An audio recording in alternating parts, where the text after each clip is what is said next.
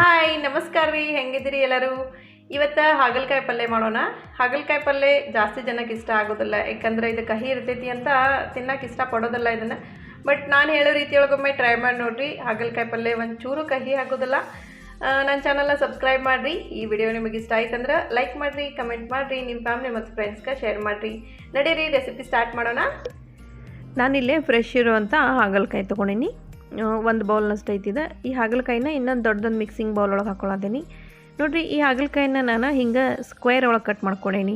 ಇಷ್ಟು ಥಿಕ್ನೆಸ್ ಒಳಗೆ ಕಟ್ ಮಾಡ್ಕೊಂಡೇನಿ. ನೀವು ಬೇಕಾದ್ರೆ ರೌಂಡ್ ಕಟ್ ಮಾಡ್ಕೋಬೋದು, ಬಟ್ ಹಿಂಗೆ ಕಟ್ ಮಾಡಿದ್ರೆ ಹಾಗಲಕಾಯಿ ಬೇಗ ಫ್ರೈ ಆಗ್ತಾವೆ.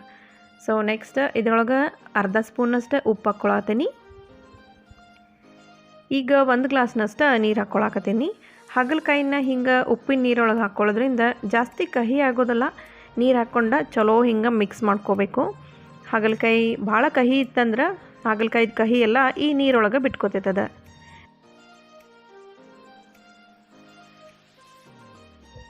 ನೆಕ್ಸ್ಟ್ ಈ ಉಪ್ಪಿನ ನೀರೊಳಗನ ಈ ಹಾಗಲಕಾಯಿ ಒಂದು 5 ನಿಮಿಷದವರೆಗೂ ಬಿಡ್ತೇನೆ ನಾನು.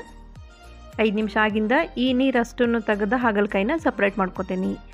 ಸೊ ನೆಕ್ಸ್ಟ್ ಇದ್ರ ಮೇಲೆ ಇನ್ನೂ 1 ಗ್ಲಾಸ್ನಷ್ಟು ನೀರು ಹಾಕ್ಕೊಂಡು ಇನ್ನೊಮ್ಮೆ ಮಿಕ್ಸ್ ಮಾಡ್ಕೋಬೇಕು. ಹಿಂಗೆ ಮಾಡ್ಕೊಳ್ಳೋದ್ರಿಂದ ಆದಷ್ಟು ಕಹಿ ಹೋಗ್ತೈತಿ ಇದು ಹಾಗಲಕಾಯಿದ. ಸೊ ನೋಡಿರಿ, 2 ಸಾರಿ ಆದರೂ ವಾಶ್ ಮಾಡ್ಕೋಬೇಕು ಹಾಗಲಕಾಯಿನ ಅಟ್ಲೀಸ್ಟ್.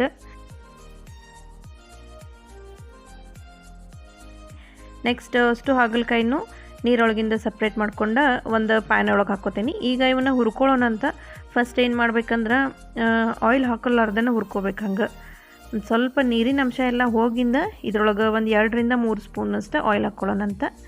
ನೋಡಿ, ನಾನು ಫಸ್ಟ್ ಆಯಿಲ್ ಹಾಕ್ಕೊಳ್ಳಾರ್ದ ಹುರ್ಕೊಂಡೇನಿ. ಈಗ ಒಂದು 2-3 ಸ್ಪೂನಷ್ಟು ಆಯಿಲ್ ಹಾಕ್ಕೊಳತ್ತೀನಿ. ಆಯಿಲ್ ಒಂದು ಸ್ವಲ್ಪ ಜಾಸ್ತಿನೇ ಹಾಕೋರಿ ನಡೀತೈತಿ. ಆಮೇಲೆ ಬೇಕಾದ್ರೆ ಪಲ್ಯ ಮಾಡೋ ಮುಂದೆ ಆಯಿಲ್ ಒಂದು ಸ್ವಲ್ಪ ಕಡಿಮೆ ಹಾಕ್ಕೊಳ್ಳೋಣಂತ.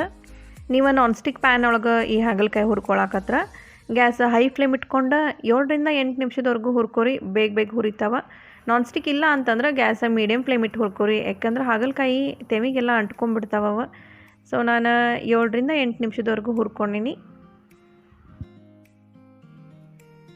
ನೋಡ್ರಿ, ಇವು ಹಾಗಲಕಾಯಿ ಚಲೋ ಹುರಿದಾವ. ಇದ್ರೊಳಗೆ ಹಾಕಿದ್ದ ಆಯಿಲ್ ಎಲ್ಲ ಅಬ್ಸಾರ್ಬ್ ಆಗೈತಿ.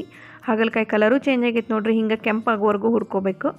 ಇನ್ನೇನು ಜಾಸ್ತಿ ಹುರಿದಿಲ್ಲ ನಾನು. ನೆಕ್ಸ್ಟ್ ಇದ್ರೊಳಗೆ ಅರ್ಧ ಸ್ಪೂನಷ್ಟು ಅರಿಶಿಣದ ಪೌಡ್ರು, ಆಮೇಲೆ ಅರ್ಧ ಸ್ಪೂನ್ ಉಪ್ಪು ಹಾಕ್ಕೊಳತ್ತೀನಿ.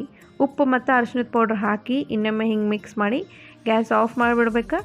ಮೇಲೆ ಏನಾರ ಒಂದು ಮುಚ್ಚಳ ಮುಚ್ಚಿ 6 ರಿಂದ 7 ನಿಮಿಷದವರೆಗೂ ಇವನ್ನ ಈ ಹಾಗಲಕಾಯಿ ಸುಂಬಿಟ್ಬಿಡ್ಬೇಕು. ಆಮೇಲೆ ಒಗ್ಗರಣೆ ಹಾಕ್ಕೊಳ್ಳೋಣ ಅಂತ. ಹಿಂಗೆ ಮಾಡೋದ್ರಿಂದ ಹಾಗಲಕಾಯಿದ ಕಹಿ ಕಡಿಮೆ ಆಗ್ತೈತಿ. ಈ ಹಾಗಲಕಾಯಿ ಮುಚ್ಚಿಟ್ಟು 6 ನಿಮಿಷ ಆಗೈತಿ. ನೆಕ್ಸ್ಟ್ ಅಷ್ಟು ಹಾಗಲಕಾಯಿನೂ ಒಂದು ಸಣ್ಣ ಬೌಲ್ ಒಳಗೆ ತೆಗೆದುಬಿಡ್ತೇನೆ ನಾನು. ಇದೇ ಪ್ಯಾನ್ ಒಳಗೆ ಹಾಗಲಕಾಯಿ ಪಲ್ಯ ಮಾಡ್ಕೊಳ್ಳೋಣ ಅಂತ.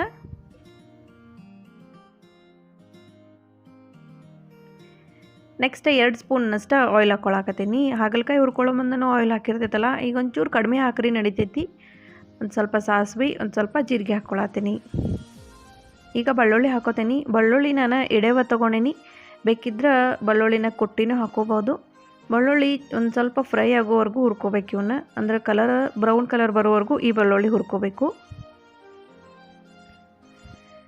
ಸೊ ನೋಡ್ರಿಲ್ಲೇ ಇದ್ರೊಳಗೆ ಹಾಕಿದ್ದ ಬೆಳ್ಳುಳ್ಳಿ ಚಲೋ ಹುರಿದಾವ. ಕಲರ್ ಚೇಂಜ್ ಆಗೈತಿ, ಕೆಂಪು ಕಲರ್ ಆಗ್ಯಾವಿವ.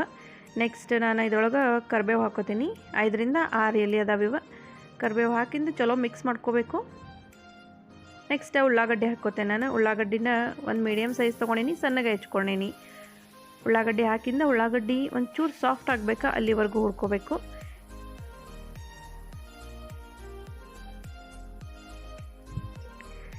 ನೆಕ್ಸ್ಟ್ 2 ಸ್ಪೂನು ಕೆಂಪು ಖಾರ ಹಾಕ್ಕೊಳಕತ್ತೀನಿ. ಖಾರ ಜಾಸ್ತಿ ಬೇಕಂದ್ರೆ ಇನ್ನೊಂದು ಸ್ವಲ್ಪ ಹಾಕ್ಕೋಬೋದು. ಅರ್ಧ ಸ್ಪೂನಷ್ಟು ಧನಿಯಾ ಪೌಡ್ರ್, ಆಮೇಲೆ ಅರ್ಧ ಸ್ಪೂನು ಗರಂ ಮಸಾಲ ಪೌಡ್ರ್ ಹಾಕ್ಕೊಳತ್ತೀನಿ. ಇವೆಲ್ಲ ಹಾಕಿಂದ ಚಲೋ ಮಿಕ್ಸ್ ಮಾಡ್ಕೋಬೇಕು. ಇದ್ರೊಳಗೆ ಉಪ್ಪು ಅರಿಶಿಣದ ಪೌಡ್ರನ್ನ ಹಾಕ್ಕೊಳ್ಳೋದಿಲ್ಲ, ಯಾಕಂದ್ರೆ ಹಾಗಲಕಾಯಿ ಹುರಿದಿಂದ ಉಪ್ಪು ಮತ್ತು ಅರಿಶಿಣದ ಪೌಡ್ರ್ ಹಾಕ್ಕೊಂಡಿರ್ತೈತಲ್ಲ. ಬೇಕಿದ್ರೆ ಟೇಸ್ಟ್ ನೋಡಿ ಆಮೇಲೆ ಉಪ್ಪು ಹಾಕ್ಕೋಬೋದು. ನೆಕ್ಸ್ಟ್ 2 ಸ್ಪೂನಷ್ಟು ಬೆಲ್ಲ ಹಾಕ್ಕೋತೀನಿ. 3 ರಿಂದ 4 ಸ್ಪೂನಷ್ಟು ಹುಣಸೆ ಹಣ್ಣಿನ ರಸ ಹಾಕ್ಕೊಳಕತ್ತೀನಿ.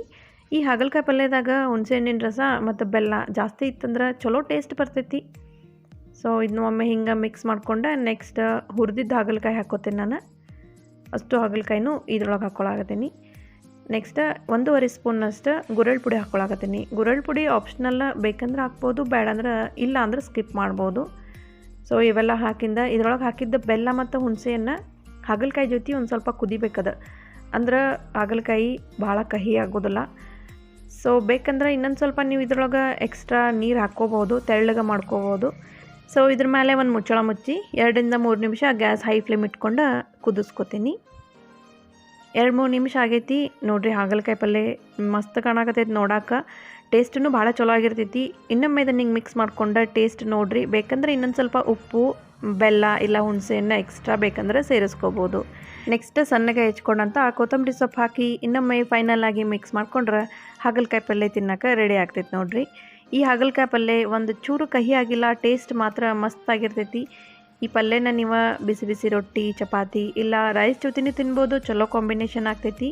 ಹಾಗಲಕಾಯಿ ನಮ್ಮ ಆರೋಗ್ಯಕ್ಕೆ ಭಾಳ ಒಳ್ಳೆಯದು. ಅಟ್ಲೀಸ್ಟ್ ವೀಕ್ಲಿ ಒನ್ಸ್ ಆದರೂ ಹಾಗಲಕಾಯಿ ತಿನ್ನಂತ ಹೇಳ್ತಾರೆ. ಹಾಗಲಕಾಯಿ ರವಾ ಫ್ರೈ ರೆಸಿಪಿ ನನ್ನ ಚಾನಲ್ ಒಳಗೈತಿ. ಆ ರೆಸಿಪಿ ಲಿಂಕನ್ನು ನಾನು ಡಿಸ್ಕ್ರಿಪ್ಷನ್ ಬಾಕ್ಸ್ ಒಳಗೆ ಶೇರ್ ಮಾಡಿರ್ತೀನಿ, ಚೆಕ್ ಮಾಡಿರಿ ಒಮ್ಮೆ. ಸೊ ನೀವು ನಾನು ಹೇಳಿದ ರೀತಿ ಒಳಗೆ ಹಾಗಲಕಾಯಿ ಪಲ್ಯ ಟ್ರೈ ಮಾಡಿರಿ ಒಮ್ಮೆ. ನನಗೆ ಕಮೆಂಟ್ನಾಗ ತಿಳಿಸ್ರಿ ಹೆಂಗಾಗೈತಿ ಅಂತಂದು.